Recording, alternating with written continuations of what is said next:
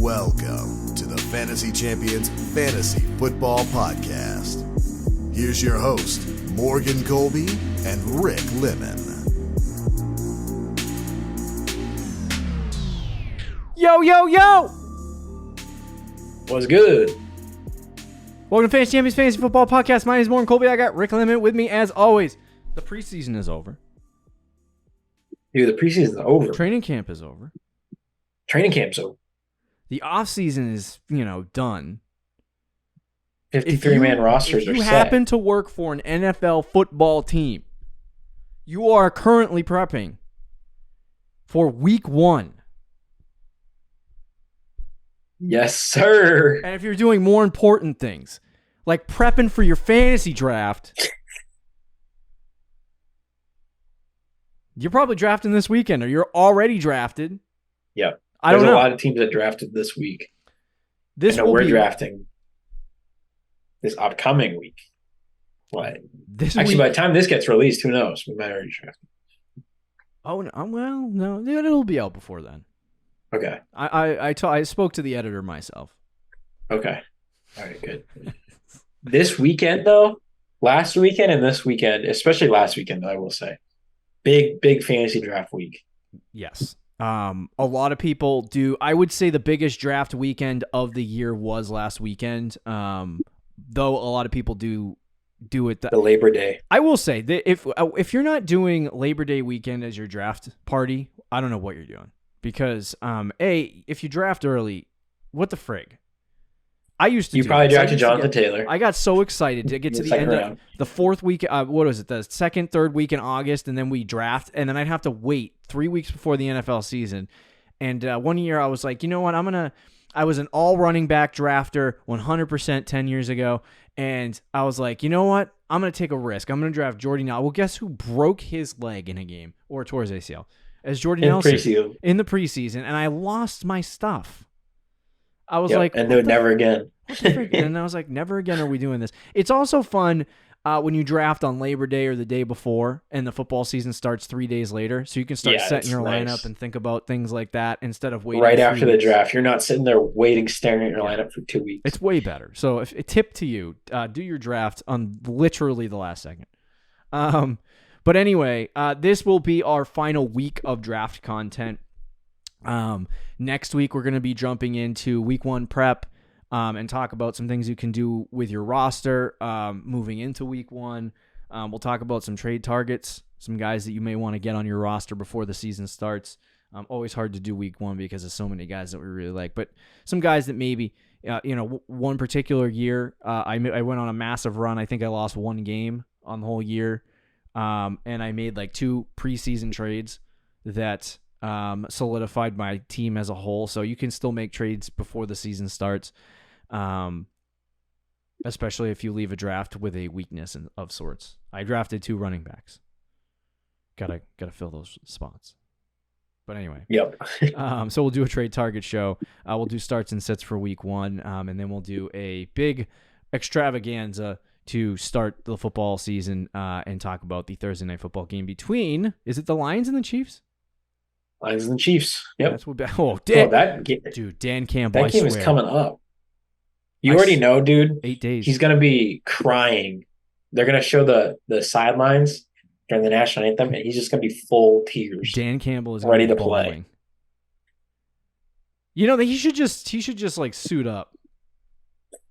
He could definitely play like defensive tackle or something. I sent you a text earlier this week. I made him my coach on Ultimate Team. Best you should have plus 10 morale. Honestly, I should get plus 10 morale just for that. Yeah. My team should get like plus 1 every stat because Dan Campbell's on my team. We got to get going here, but real quick. Yeah. Maybe we should save this, but you got week 1 predictions? Or are we going to save that? Let's do it for the mock draft show. Okay. Yeah, we can do that for the mock draft show. That's a good idea. Or we can do it next week because that's, we're talking about week 1. True. That's true. I'd love to talk about some predictions. Here's a prediction. Is Kadarius Toney going to play? No.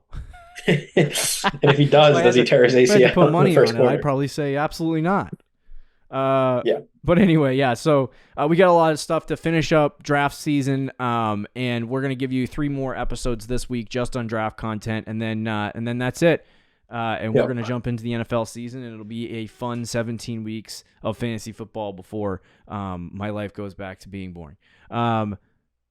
Before we jump into our show for today, check our website, fantasychampions.com. Follow us on Twitter, Instagram, Facebook, TikTok. If you're listening on Apple Podcasts, Spotify, Stitcher, or any other podcasting platforms, please leave a review and share this pod with your friends. If you're watching on YouTube, subscribe, click the bell for notifications, like, and comment down below. So today's show, we're going to talk about 5 players that you're going to want to target in the early rounds of the draft. So I didn't include the first round because, for the love of God, all of those guys are good. You can get any single one of them, whatever.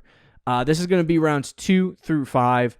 And then we're going to do a late rounds or mid to late round target show on Thursday. And that is going to be focused on rounds 6 to 10. So, the back half of the top 10 rounds. And then obviously, my only advice to you from rounds 11 to 15 is draft some breakout guys you think are going to be good, some young guys. So that, could be anyone.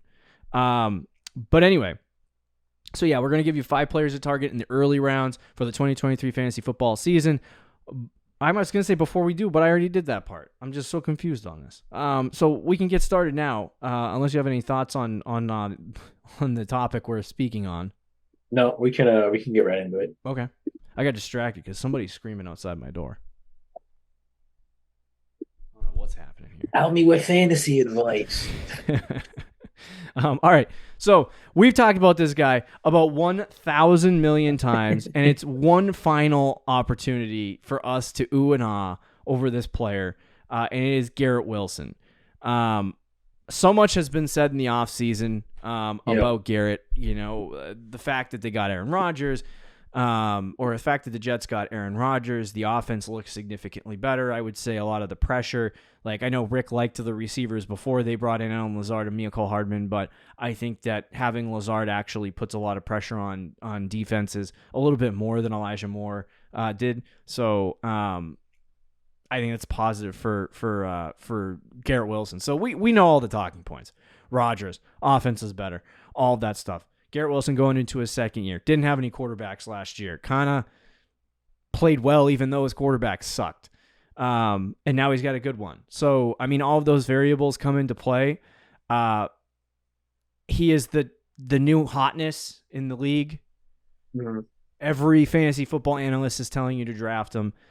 It's a pretty easy draft selection. And to be honest with you, with the amount of wide receivers going in the first round right now, which I want to say is 7 to 10, getting Garrett Wilson in the mid-second round feels like robbery to me. That feels like I look at it and I'm like, that feels gross.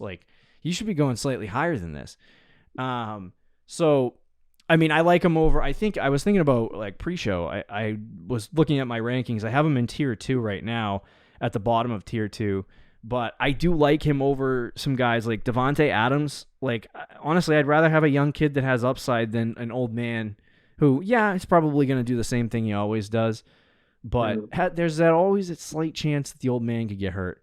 But we love Garrett Wilson. Everyone else loves Garrett Wilson. He's obviously got to be on this list. If you're drafting between rounds 2 and 5, and you don't leave the second round with Garrett Wilson, what are you doing? Unless you got sniped or somebody drafted him way too high. So if you see him on the board and you're on the clock in the second round, you should be taking Garrett Wilson. This should be a lock. Yeah, he's getting drafted as a wide receiver 10 right now, which I'll take all day. I don't want to go into too much of Garrett Wilson because we've talked about him all off season, especially me, and everybody knows how much I love Garrett Wilson and think he's a stud. But I think he's going to get treated with the Davante Adams treatment. And how he was used in Green Bay with Aaron Rodgers. It seems like they have a great connection already. We know about the talent of the player, the situation that he's in, the opportunity that he has, and all those things. But we looked at the preseason game too, and I want to say he had 4 targets on those 2 drives and a touchdown. He was getting out targeted by far. Did Lazard even have a target? He might have had one. Probably not. I think Randall Cobb had one. And Tyler Conklin had one. Everything else was Garrett Wilson. So if that's how it is in the regular season, he might explode. That's the word you used earlier, was he might explode. He's somebody that, does he have the same floor as a guy like Devontae Adams? Probably not. Like, Adams is probably a lock to be a top, 10 wide receiver, while Garrett Wilson, there's a chance the Jets implode and that doesn't happen. But his ceiling, I think, is through the roof. And I'm targeting him in every single draft I can. Yeah, it kind of reminds me of. Do you remember back in the day when Tom Brady was with the Patriots and they got Antonio Brown for like 1 week?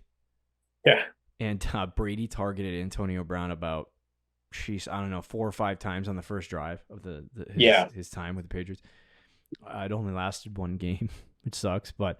That's kind of what it felt like when Rodgers went out there for the first time and started targeting Garrett Wilson. Yeah. It was like, oh, finally, after all of this time, 1 whole season, I got a receiver who can catch the ball, and I'm just going to throw it to him 4 million times. Yeah. So now then also I was talking to Rick pre-show.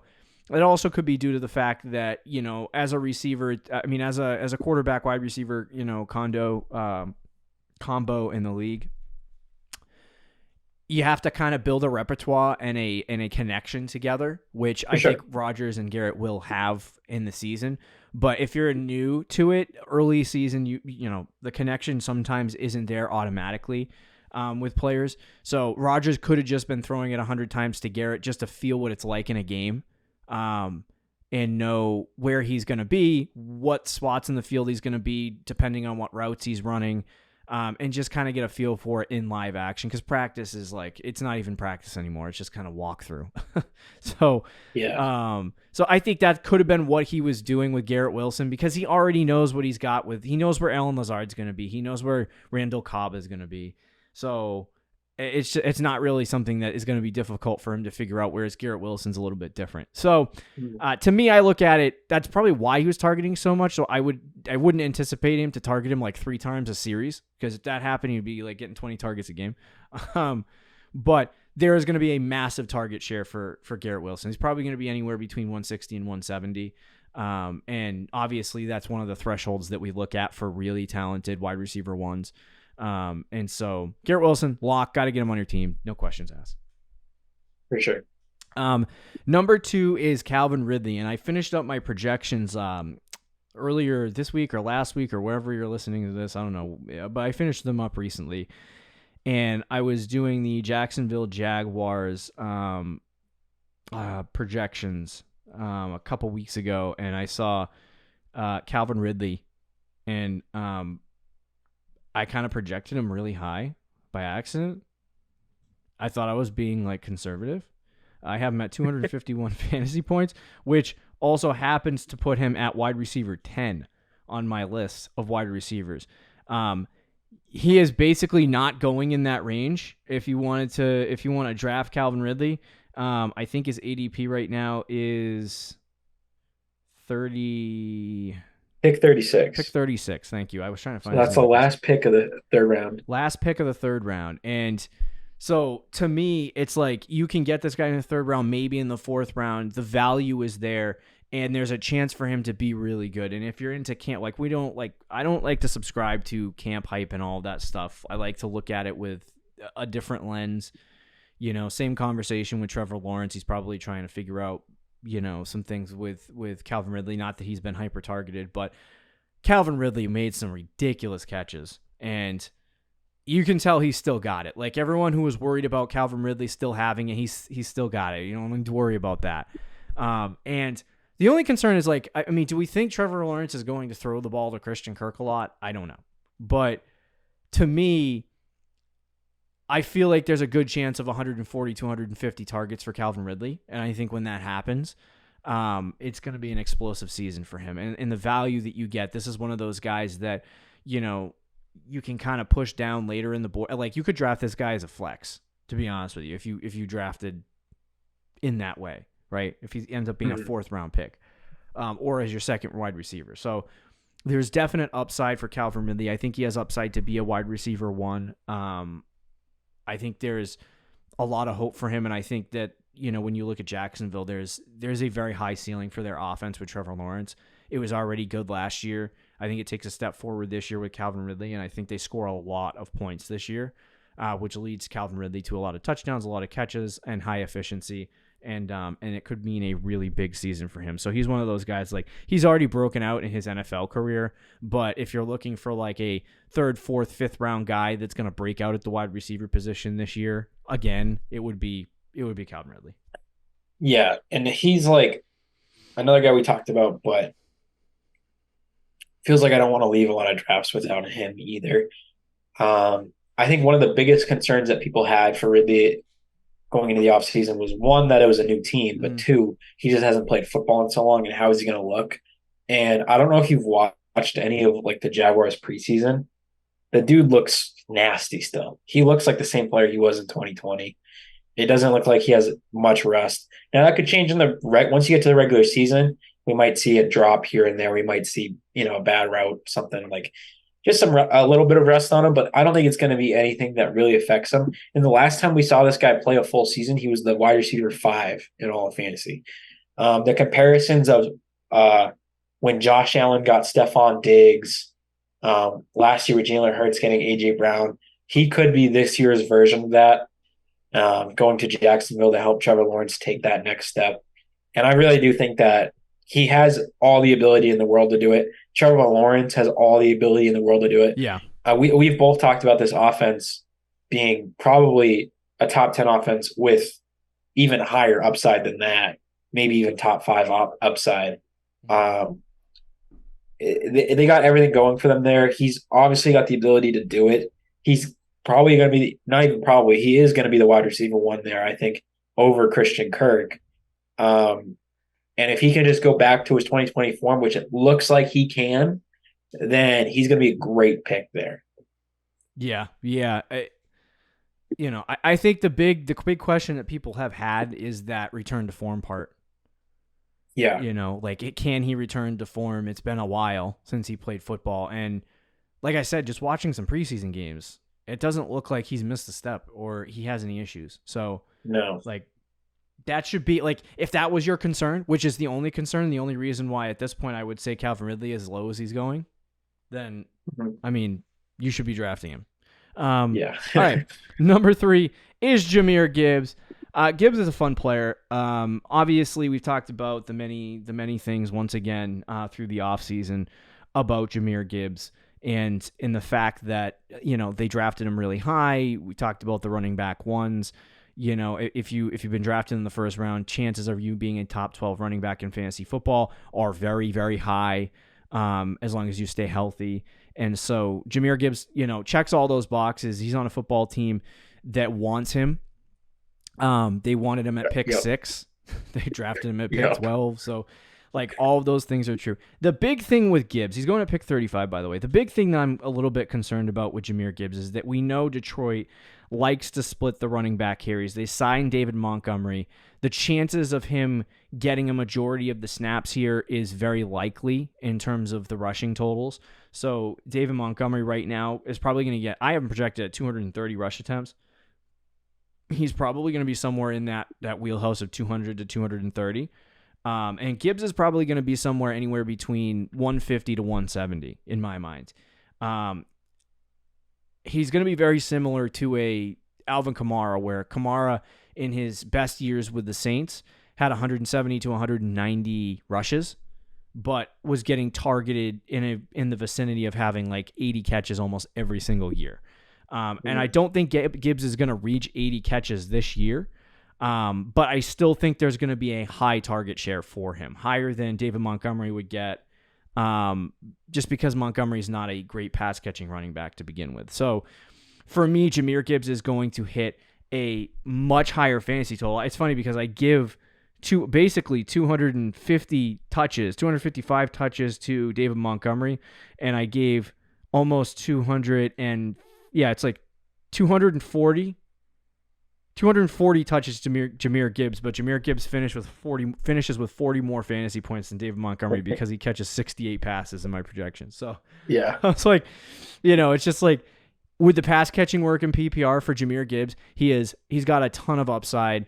I'm just interested to see how the Lions use him early in the season. I'm not afraid of drafting him. I am drafting him in multiple leagues. Like if you want an RB2, get him.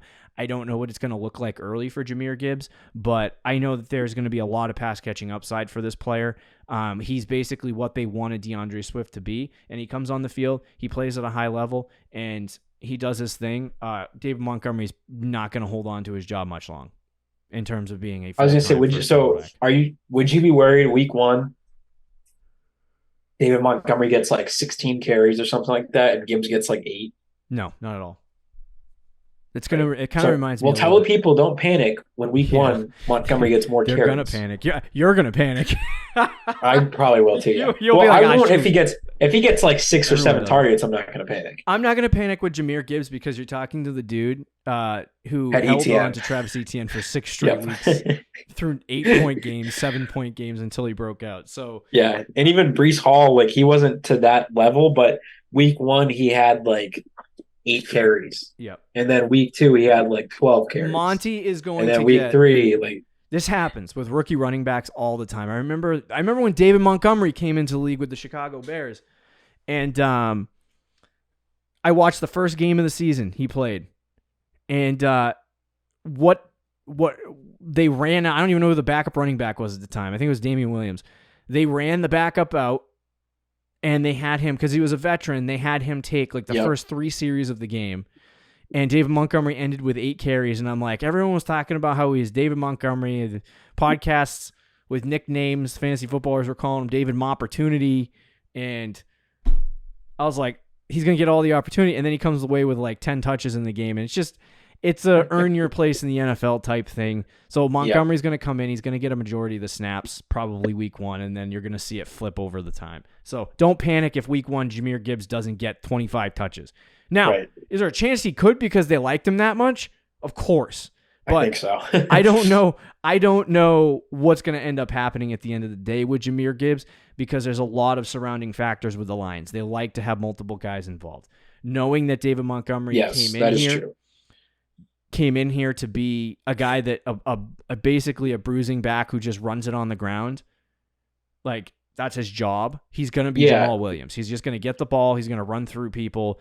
And then Jahmyr Gibbs is going to come in and pass catch and pass block and do all that stuff. So they're going to have 2 very different roles. That doesn't mean Gibbs isn't going to get rushing attempts, but what I would keep an eye on is targets and receptions early in the season. Right. And that's the thing. Like if you're drafting Gibbs and expecting him to be, Christian McCaffrey year 1, or even right out of the gate, or like Saquon Barkley where he's just dominating the touches. I don't expect that. I think they're going to be in a split, to be honest with you, early on. But Gibbs is going to dominate the pass catching work. I think in my projections, I actually had Gibbs tied with the second most targets on the team. Jeez. But that's how all the reports in training camp have been saying he's going to be used. He's not only their third down back, but even when Montgomery's out there, they might line him up in the slot, especially early on in the season when Jameson Williams is out and they're really just with Amon-Ra St. Brown at wide receiver and a couple of other guys like Marvin Jones. So Gibbs is going to be very involved in the passing game. If you see Montgomery out there and you see him getting carries, I definitely wouldn't panic. The only thing that does worry me a little bit is the goal line work, because we saw what Jamal Williams did last year with the Lions, and I think he led the league in rushing touchdowns actually. So that would be my only concern with Gibbs, but he's got the opportunity there, especially if you play in PPR leagues. Pass catching is king, and if he can just split on the ground and he gets it, he does good on the ground. He doesn't need to do great on the ground. He just does good enough, and he ends up with like 80 targets and 60 something catches and a couple receiving touchdowns to go with a couple rushing touchdowns. He's going to be just fine, if not great, for fantasy this year. All right, let's stay with Dan Campbell's Detroit Lions here for a minute. Okay. And talk about Amon-Ra St. Brown. Yeah. We're all in for Thursday. Oh, this should be an interesting Thursday night. I'm so excited it's the Lions. I'm not going to lie. Because, the Lions I used to be a massive Vikings fan. You always got to have a second favorite team. Vikings were always my second favorite team. And weird that it's in the NFC North, yeah. And it's the Lions now. It's just because of Dan Campbell. I love that guy. I just can't. I like the Lions too, but the moment they get good, I'm not going to like them. It's one of those teams. Oh, I like man. them because they're the underdog Yeah. and they got that kind of thing. But yeah, so with Amon-Ra, we saw what he did last year. He was the wide receiver 7, Mhm. had 146 targets, 106 catches. Yeah. Like the dude was a beast, and nothing really changed this year. And if anything, he might even have more opportunity this year. He's a guy At that least like early. I could see him with like 160 targets in that offense. Easily could see him with that. He's a guy that's just going to be pure volume. And he had stretches last year where he was just going insane and getting like 30 points a week, and just dominating, right? Like the first 3 weeks of the season before he got hurt, Yeah. it looked like he was going to average like 25 fantasy points a week. And I'm not saying that that's what he's going to do, but he does, from a fantasy perspective, remind me of Cooper Kupp, where they just are going to feed him the ball. Yep. And now will it be at that level? Probably not, because Cooper Kupp had like historic seasons Yeah. with the Triple Crown and everything. But Amon-Ra is that type of player. And he's going right there at Garrett Wilson in the second round. I love both those guys. Mm-hmm. And he's going as the wide receiver 9, when last year, in arguably a worst opportunity, he finished as a wide receiver 7. So now you can make the argument he's in a better situation this year, and he's going 2 spots even lower than that. Yeah. I mean, he's not like the sexiest pick, because I don't know if he has the same name value as a guy like Devontae Adams at this point, or even Jalen Waddle, like popularity wise, but he's just as good, if not better than those. I think he's better than those guys in terms of fantasy for sure. Yeah, and the big thing with Amon-Ra is it's the PPR upside that he provides, because the efficiency is not like he's not going to get he 5 catches for 150 yards and 3 touchdowns. He's not AJ Brown. AJ He's Brown a slot will get receiver. 5 targets, 4 catches, and 50 fantasy points if he needs to. Amon-Ra's not going to do that, but he does get a lot. And it's the same thing with Cooper Kupp. Cooper Kupp's targets, while they're efficient, like if you look at his yards per reception totals and you look at some of that information, it's not like, like I said, like at AJ Brown, where his is like 15 or 16 yards per reception. He's more like 12. And it's the same thing with Amon-Ra. He's somewhere in the vicinity of 11 or 12 yards per catch. And, while that's not amazing, it's still decent. It's actually pretty good for a guy that catches, over 100 balls in a season. So, but the big thing for him is just, it's the number of catches that he gets. It's the sheer volume that he gets. He's able to get open. He plays the slot. He's a safety blanket for Jared Goff. Like, it's not going to change. Jameson Williams is out for 6 weeks. They lost, what's his name? DJ Chark. Did you say DJ Chark? Yeah. Okay, all right. I want to make sure I cut out. You lost Chark. And it's like, they're in a position right now where the 2 guys early in the season are going to take a brunt of this workload is going to be TJ Hawkinson and Amon-Ra. And Amon-Ra will see an increase early in target. Did you say TJ Hawkinson? Did I keep putting him on that football team? Bro, pulling with Stephen A. Oh my gosh, dude. It's Sam Laportier, boy. Yeah, so anyway, I just was looking at my projections too, and I saw Sam Laporta. Or Laporta, unbelievable, dude. I keep doing that because I thought I was talking, like, I did this 2 weeks ago. I was talking about the Vikings, and I said he left the Vikings. I don't know what team he's on. This is why you don't transition teams in the NFC North, Hawk.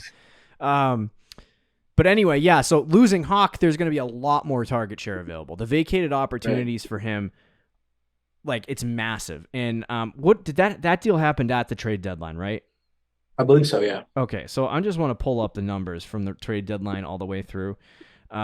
He was on pace for 164 targets after that.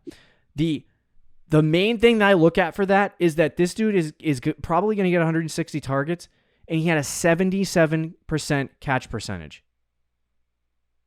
Right. That means that he is ridiculous. going to catch 110 to 120 passes, which in PPR gives you a massive base floor.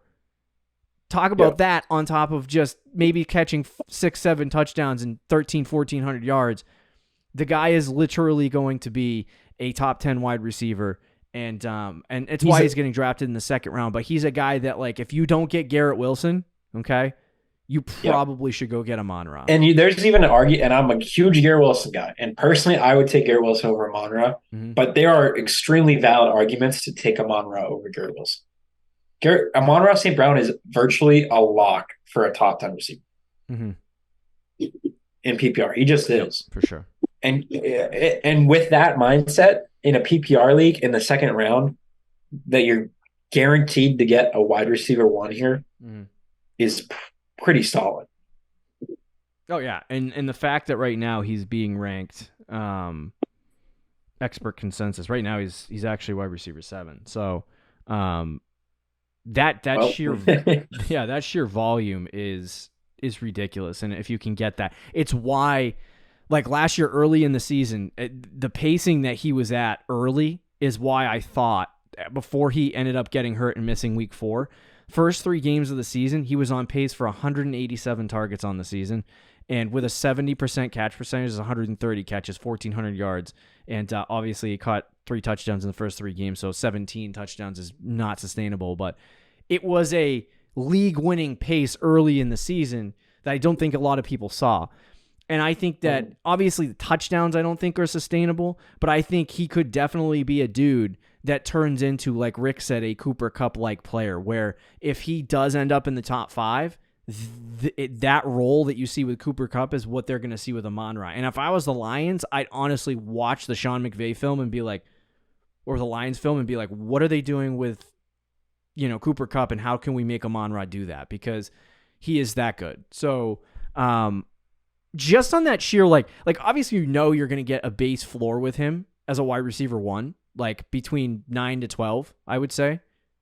But if there's a ceiling where he can get up to top 5, which I think there is a high percentage shot that he could jump even higher, like that's reason enough to draft him. You know what I mean? Because you draft him early second round, you're probably getting a wide receiver 1, but you're also drafting the ceiling too, that he might be able to jump up into the top 5 and ascend past some other guys that are ahead of him, like CeeDee Lamb, A.J. Brown, and some of those guys. So, Amon-Ra is definitely a must draft in that second round.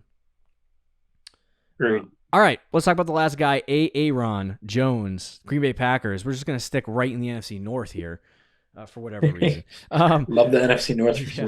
Yeah. So Aaron Jones isn't really like I love him, considering that the Packers were also in a conversation to possibly get Jonathan Taylor. But A.J. Dillon kind of blows, and we've all learned that over time. He's fine at what he does. Yes, but he's not like a. He's a fine running back. He plays the David Montgomery, Jamal Williams, but not line even, guy. He's 4th and 1, you give it to A.J. Dillon and get 2 yards. So, Aaron Jones is the Mike Williams of running backs, where he will get 12 points to 13 points a week, and it'll hurt a little bit in PPR. And then he had a lot of weeks with 7 to 10 points. He would, and then he'll have then he'll get you 4 or 5 weeks in the season where he'll score multiple touchdowns and blow up your whole lineup and be like, oh my God, this guy just won me a week. So that's the sheer value of Aaron Jones. The problem has been in the past, you've kind of had to eat those weeks knowing, when you draft him, knowing that you're going to get him. You had to, drafting him in the second round. Drafting him in the second round, sometimes in the first in years past. And now you can get him in the 4th round, somewhere in that vicinity, 3rd or 4th round. And knowing that you can get a player like that, I would take Gibbs ahead of him. I don't know about you, but I would take I would take Jahmyr Gibbs ahead of Aaron Jones. But if I don't get Gibbs and I get sniped because somebody who's obsessed with him, Rick, is early in the 3rd round and just I don't want to take him. Or a guy in our league who only drafts rookies. Oh, that's true. Yeah, for sure. We're not going to end up with him at all, and I'm going to be enraged. Neither of us. Yep. But anyway, I'll be fully rooting for Jahmyr Gibbs on that first Thursday Night Football game anyway.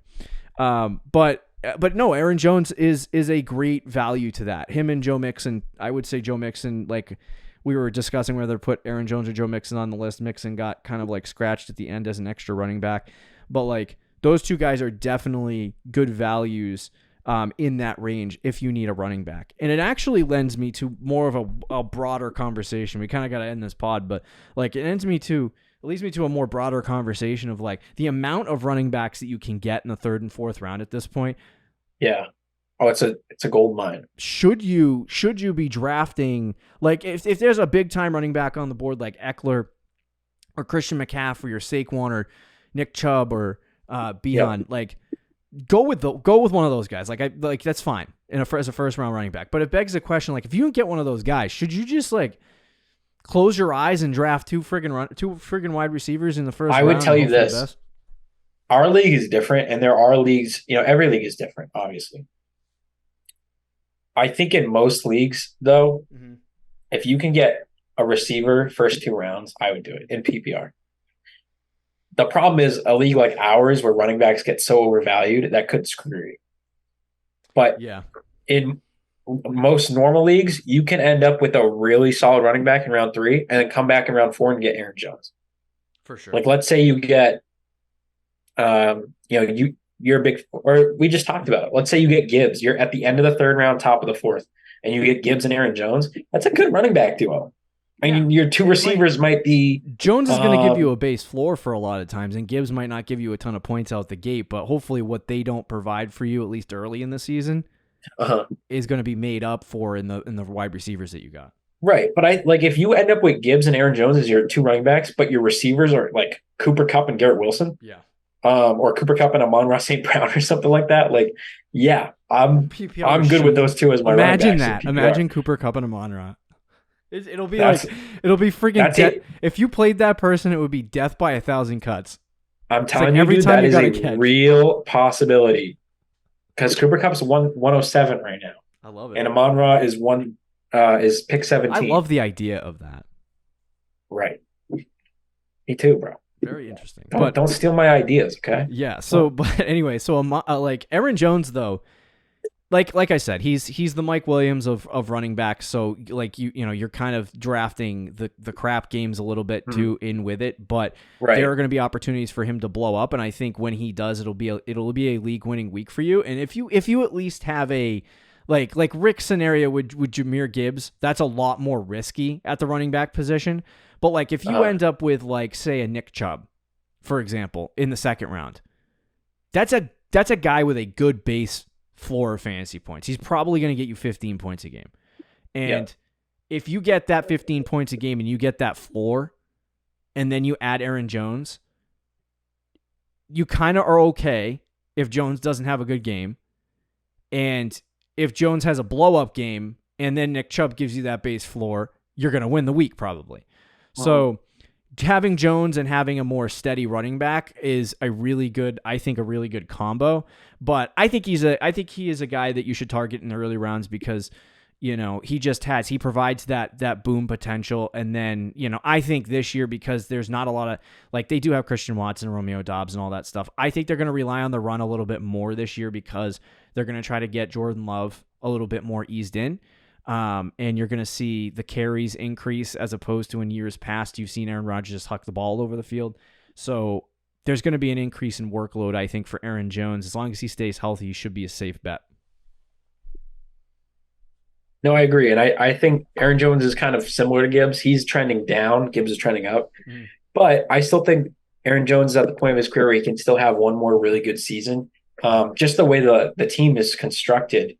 They obviously tried to trade for Jonathan Taylor, but it didn't work. So as it is right now, A.J. Dillon is still A.J. Dillon. He's not going to get a crap ton of carries. They'll probably split on the ground, just like Gibbs and Montgomery. Yeah. But Aaron Jones is the pass-catching running back there, and I don't think that changes. He had 72 targets last year, 59 catches. I think he can easily do that again. Yeah. And people say, I don't believe in Jordan Love. The Packers are going to stink this year. All those things. The Packers offense wasn't exactly elite last year. He only had 7 touchdowns, and he still finished as RB9. So I don't know what Aaron Jones' ceiling is. I don't think it's like super high, top 5 running back like he was a couple of years ago. Yeah. But I think he can still be like a low end RB1, a guy who gets you some big weeks every now and then. And as an RB2 or an RB1, if you went 0 RB, is pretty good. Like he's a very stable guy at running back. Yeah. And if you look at guys who go after him, like he's kind of the end of a tier as well, to me at least, because you got like Kenneth Walker, then you get to guys like Dameon Pierce, J.K. Dobbins, Alexander Madison, Miles Sanders, who some of those guys aren't bad, but to me, I think Aaron Jones is next level above those guys. Yeah. So that's another reason why I'd be targeting him in drafts, because I think you have an advantage of him over some of those other guys right after. Yeah, agreed. All right, have you more thoughts on these guys? I think that's it. Okay. They're your 5 players to target in the early rounds. Obviously, there's a plethora of guys that you can go after, but between rounds 2 and 5, these are guys that we really, really like, that we've been targeting on some teams. And be sure to get those guys. Tomorrow, we're going to talk about late round targets, so be sure to check that out. We'll talk to you later, guys. Bye. See you. Thank you for listening to the Fantasy Champions Podcast. Make sure you subscribe on iTunes and YouTube, and follow us on Twitter @TheFFChamps.